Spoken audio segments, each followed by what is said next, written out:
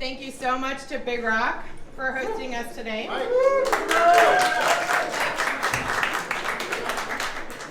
Thank you to all of our sponsors, especially Cannacraft, who has graciously donated some product tonight, as well as Kikoko, who has donated product and has put up a matching pledge so that if we raise $10,000 tonight, Kikoko will match that amount.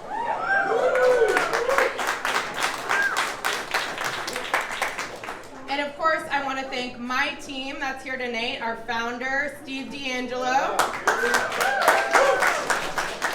and Dean Reyes, our managing director, Mary Bailey, Eric Rachmani, who very graciously is going to be performing for you guys in a little bit. And I'm so grateful to have with us tonight Evelyn LaChapelle, who is going to be sharing her story with you guys very shortly.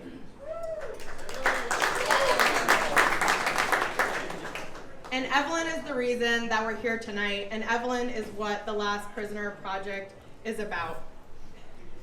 We are here and we are fundraising because lives continue to be devastated due to the criminalization of cannabis. Still, in America, every 45 seconds, someone is arrested for a marijuana offense. The FBI just released new data that showed that again, this year, despite widespread legalization, marijuana arrests have increased. Yet we are here in California. We are here for an investor summit, for a conference where so many of us are able to profit off of this industry while others languish in prison. But here in California, now the largest legal market on the planet, you have an opportunity to change that. You have an opportunity to create an equitable industry and an industry that prioritizes restorative justice and that promises to give back to those who have suffered from prohibition and to those that have lost their lives due to prohibition. Some of our clients are serving life sentences. That means that they will die in prison if they do not receive executive clemency. And that's what we're fundraising here tonight for, is our clemency initiative. We are looking for donations. You can text the word freedom to 24365 to make a donation. And we are also looking for companies to step up like Cannacraft has done, like Kikoko has done, to become sustainable donors. Because it should be a moral imperative for anyone that is profiting off of this industry to ensure that no one suffers the fate that some of us in this room have suffered due to the criminalization of cannabis.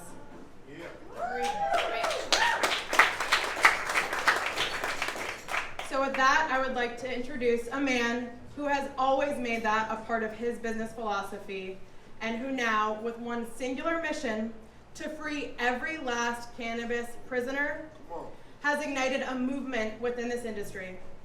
Steve D'Angelo.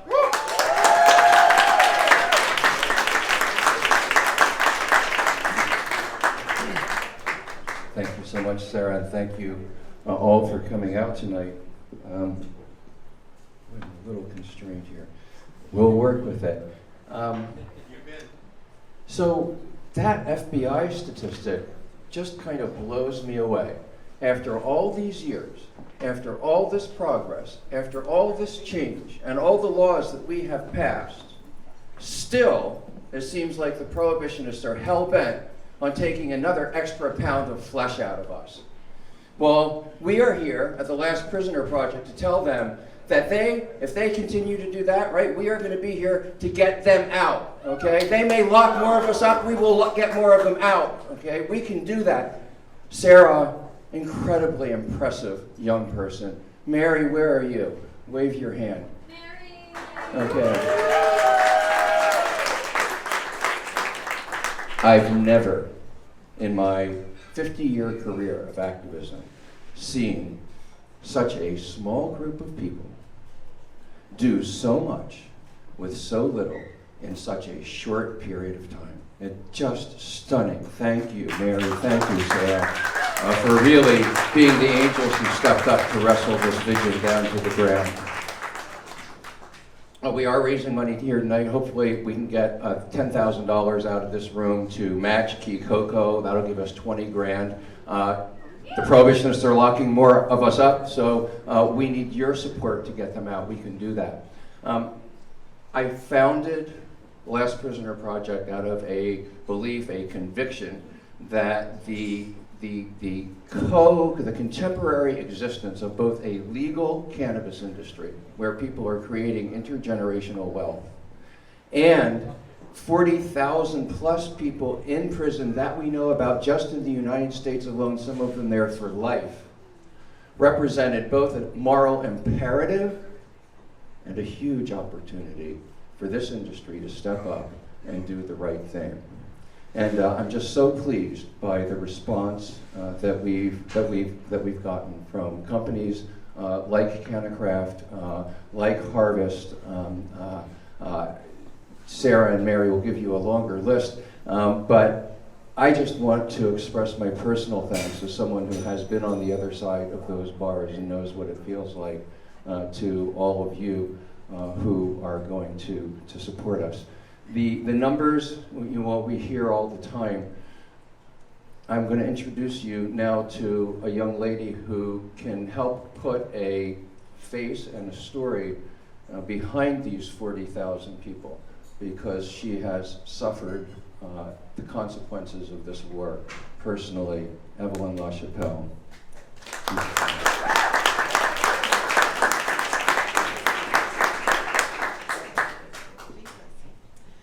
Hello, good evening. My name is Evelyn LaChapelle, and I was invited here tonight to offer some insight into what it's like to be convicted and charged for a marijuana charge. And so I got out some flashcards, and I'm trying to figure out what can I say that will convey that. And the truth is, there are no words that can convey what I just experienced.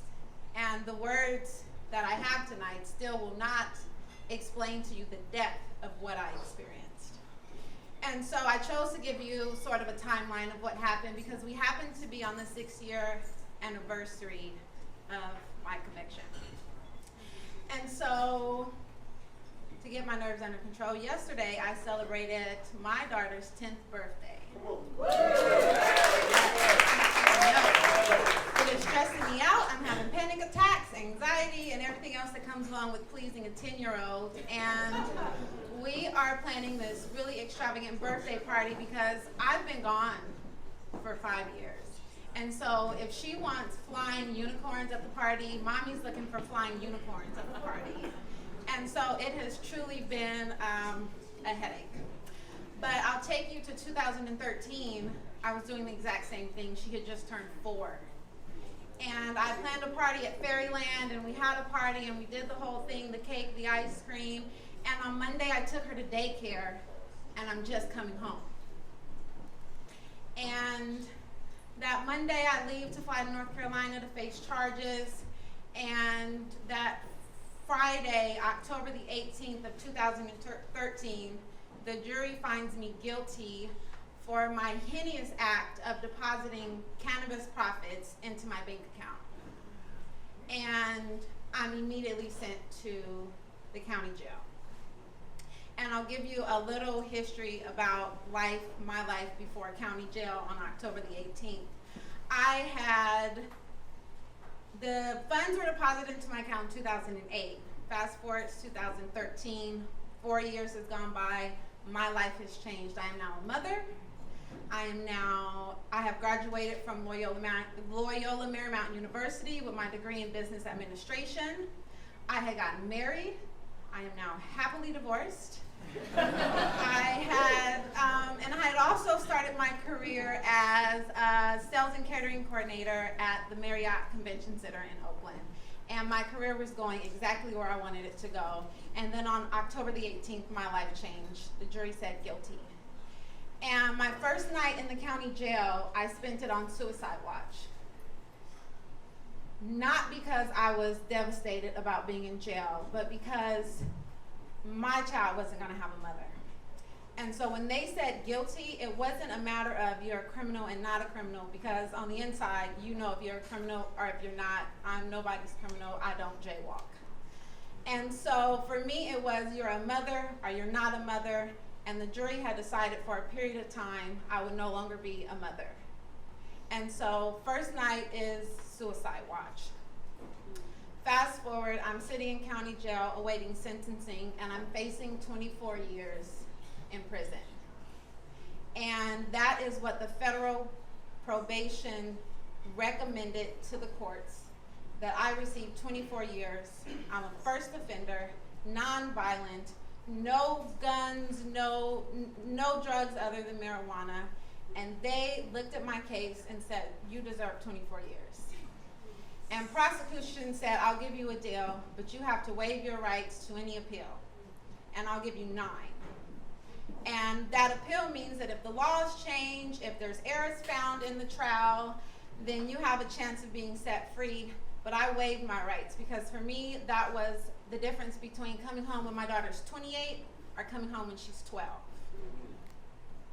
And so I said, forget any appeal, forget facing the courts. I gotta get home. Come on. By any means necessary. Come on. And so I signed, and I came home. Yeah. And so I'm there.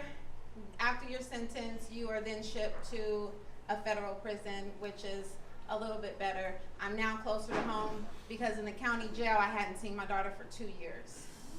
And so I get to Victorville, the federal prison, and it's July when I get there, and in August, my stepmother dies. And so now, for sure, any thought of returning home to the same life is done. My life will never be the same. I'm coming home, and stepmom's not there. And so you push on. And so what prison is truly meant to do, prison is meant to break you mentally. It's meant to humiliate you. It's meant to take your dignity. Like, it's all of these things that it's meant to do, it does. And it isolates you.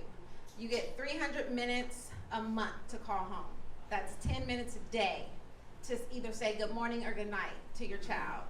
And let there not be a sick family member, or let there not be a crisis. You have 10 minutes a day. And so you're isolated. And so what happens in prison is you begin to form these bonds and these friendships with these other women in prison. And I'll be honest, I'm going into prison thinking, I'm the only one. I'm the only first-time offender. I'm the only one that looks like this. I'm the only one with a college degree. This is ridiculous. My case is unique. I'm going into prison with real criminals. What am I going to do? And I get to prison with 300 plus women, and they're all like me.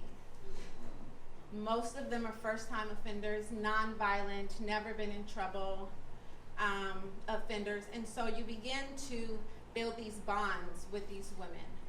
And so I'm sitting in the TV room once with a good friend of mine now, and we are watching the news. I don't even think that we're supposed to be in the TV room, because it's like 11 o'clock. We're the only ones in there.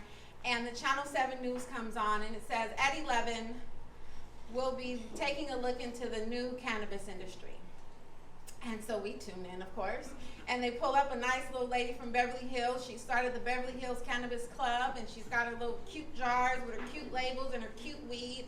And she's shipping it overseas to an Asian country. I don't remember which one. I just know that she's sending it out the country. Mine never left the country. And they ask her, how is business?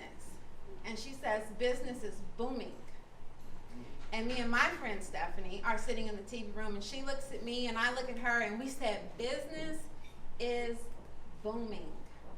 She's serving 10 years for cannabis, I'm serving 7, and we're watching the news, and in the world, the cannabis industry is booming. It breaks you. Stephanie's here. She just got released.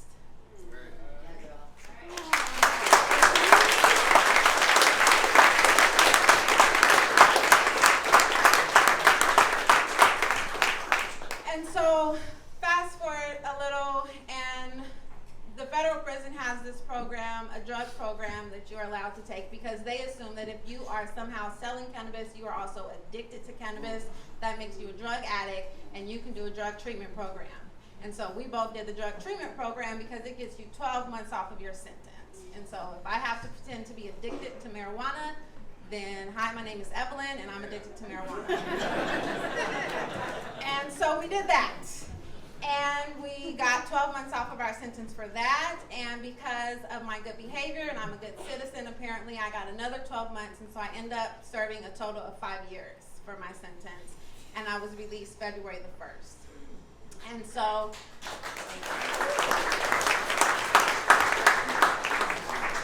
that's what I thought. I thought coming home would be the end of it all. I thought coming home would be an applause that never ended. I thought that that was it. I can eat what I want. I've gained 14 pounds. And life goes on its merry way. But unfortunately, the world is not set up that way yet. And so I come home, and I immediately am intending to get back into the work that I do. And I apply, and I become a sales and catering coordinator for a hotel right here in San Francisco. And I've applied, and I've been on the job now for a month and a half. I'm doing my job very well. Let's go. Hello. Come on. And a coworker Googles my name. And I'm called into the HR department with the head of HR, and she sits me down at her desk, and she slides the article across the desk, and she said, "Is that you?" Well, I mean, my name is Evelyn LaChapelle. There's not many of us. Yes, ma'am, that's me. And I'm asked to go to my desk, remove my things, and I'm fired. And I thought that all I had to do was go to prison and serve my sentence. And I was convicted on October the 18th. But it feels as though the day I was fired, I was also convicted. And I will continue to be convicted. And my only other option is to change my name, but I kind of like my name. It's lit.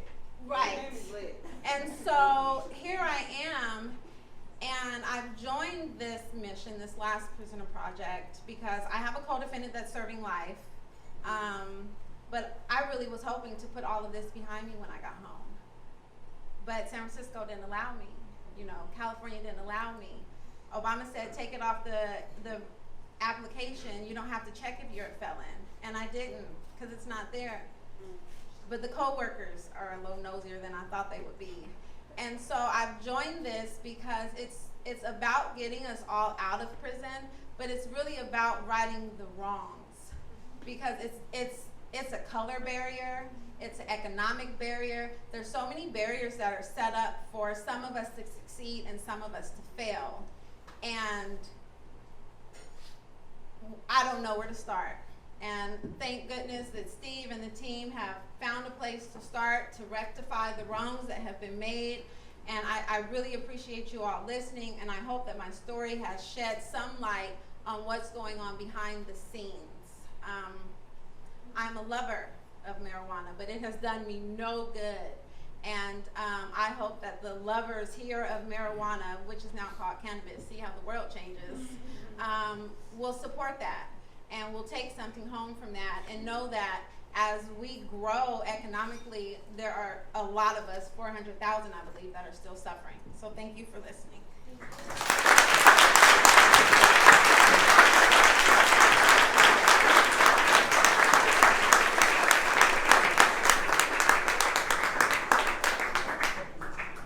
Thank you, Evelyn, for sharing so deeply of yourself and your story. And every time I hear that story, I weep. I'm not sure whether it's tears of rage or tears of grief, probably both.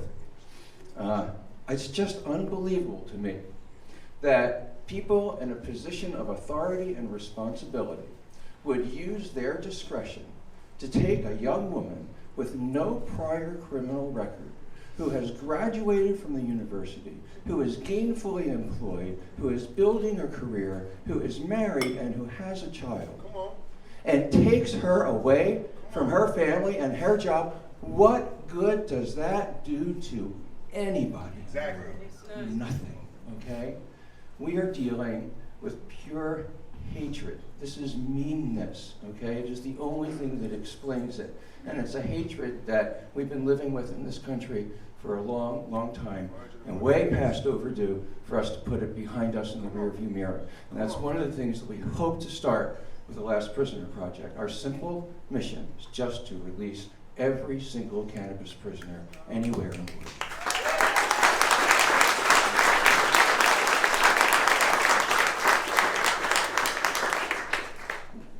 We do that in a lot of different ways, right now we are looking for companies who will step up to the plate like Coco has, like Cannacraft has, and become part of our Sustaining Donors program.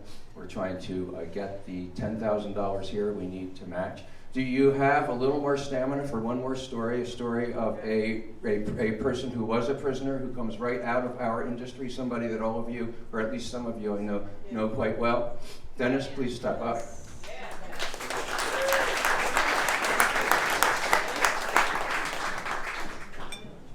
Yeah, so I just listened to this story. I really wanted to step up myself. I really know what she went through, and I went through the same thing. And I grew up in Mendocino County. I was growing up in the hills. When I was going through high school, I was like hiding plants in the hills, just like in manzanita bushes, and just like it was like so much fun, and like it was like just what we did.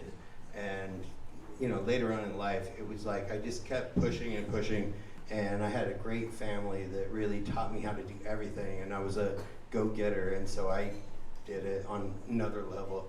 And so later on, all of a sudden, I was like in this situation, like went to jail a couple times in Mendocino County for growing weed, and just treated it like, oh, I got to do this better, and not get caught.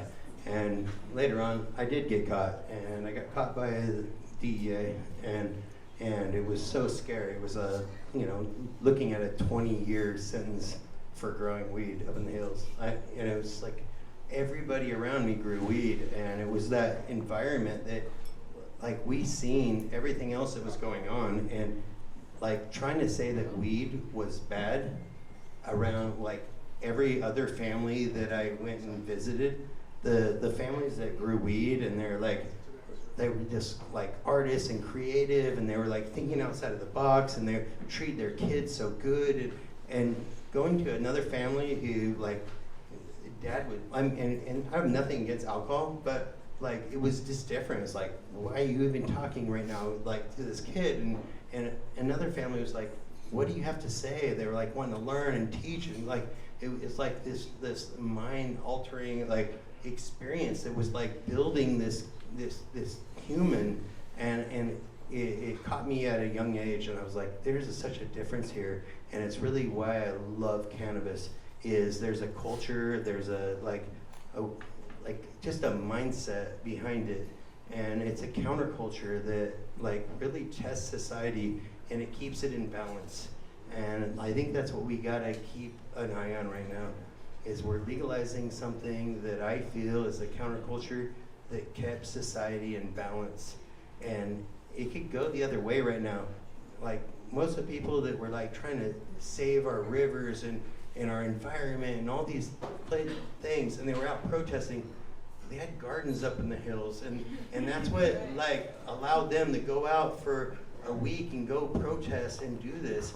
And now we're changing things a little bit, and I just want everybody to like take note that this industry has supported counterculture that balances society, and it's bigger than just cannabis. It's like what we all live in, the environment we all live in right now.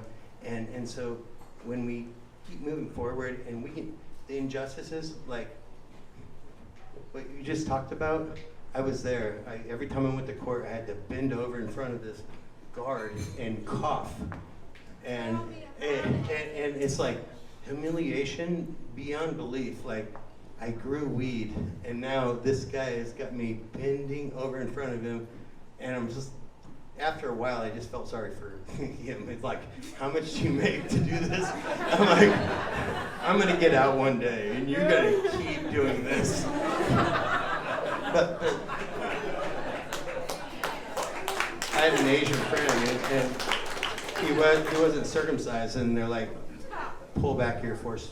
And I was like, I had enough. I was like, no, you're fucking kidding me right now. Just punking the guy, you know? It's like, we don't need to be humiliated for what we believe in, and I think when we really look at the beauty that this plant has brought to the earth, it's open minds, and it may not be like what we all do, but what it all brings to society is magic, and it really has brought so much. And so I just want to like come up here and talk about that we all have to get behind like this and get around this stigma that's been around the plant. It's all bullshit. Like, there is literally magic. I've seen it. It's why I do it. It's why I go to prison and I get out. And the day I get off federal probation, I start Cannacraft with my co-founder, Ned. And it's like...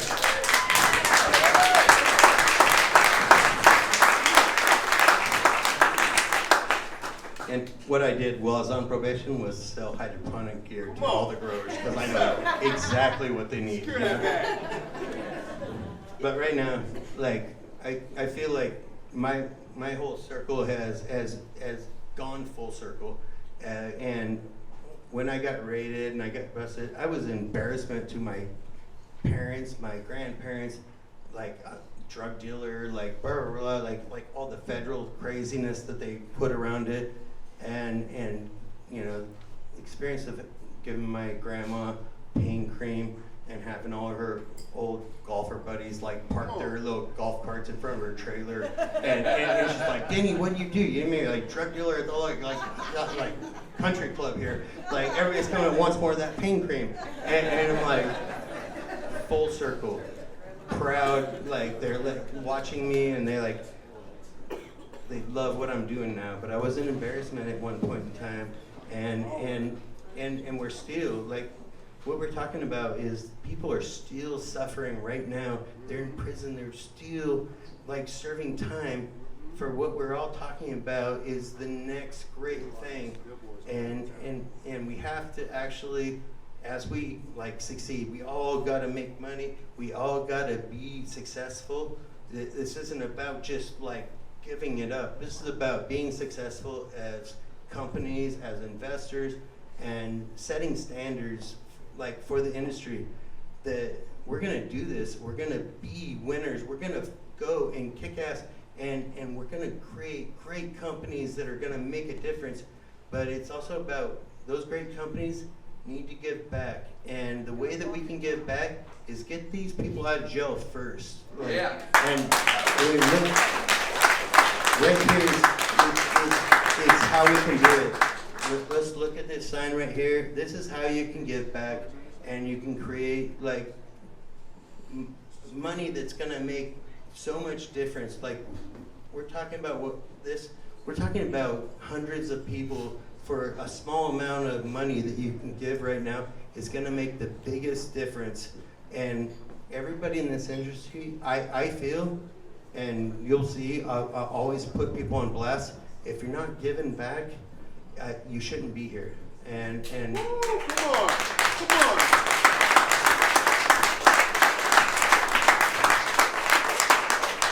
So let's all be successful. Let's all make some money in this industry. Look, we're all sitting in a great place. You've got beautiful people around you that have been here, experienced, and like great ideas, creative, and get behind them. But don't forget, what we got to do is we got to give back, and then we got to actually make a difference. Like our industry has made a difference when we were black market and we were like underground. We were the ones that supported so many good causes. So now we're above ground.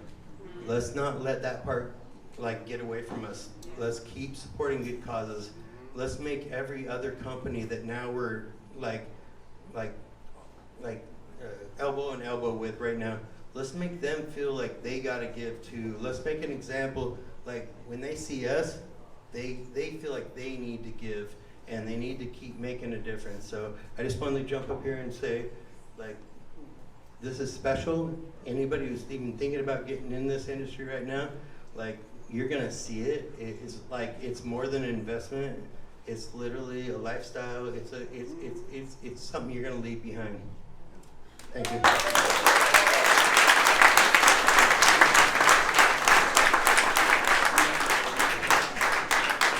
Thank you so much to Dennis. Thank you, Evelyn. Thank you, Stephanie, for being here tonight. I hope that these stories have shed some light on what we're here, what we're fundraising for. Again, this number, 24365, you can text FREEDOM to donate. That information is up here. If you're interested in participating in our Sustainable Donor Program, Partners for Freedom, please come talk to me, come talk to Mary, come talk to Steve. Shoot us an email, check out our website. We have some informational materials downstairs in the little green room. And there are some gift bags when you leave that also have a brochure. So thank you all so much. And Hey Sarah, I'd like to just say that we'd like to, we understand how important the project is. and Bob Hoban's going to say a few words. Thank you, Sarah. Thank you, Steve. Thank you, all the fine people in the room. Thank you, our hosts, some wonderful clients. Thanks to the prior donors this evening. A big deal to step up on this cause. This is the most overlooked cause as we talk about this industry. We talk about commercialization and regulation in this global landscape. We don't talk enough about the social justice. So thank you. Thank you for doing this. And we'd like to put up the $10,000 from the Hoban Lobby. So thank you. Thank you.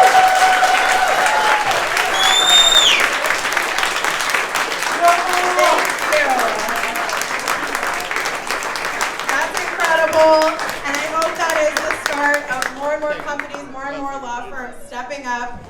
If Dennis, if Evelyn, these people that have suffered can give back to this cause, I hope that everyone in this room can contribute. Really, any amount helps. Any amount helps us to achieve our goals. Thank you all so much. And up next, we will have a very special performance from Eric Rachmani. So I hope you all stick around. Thank you, everyone.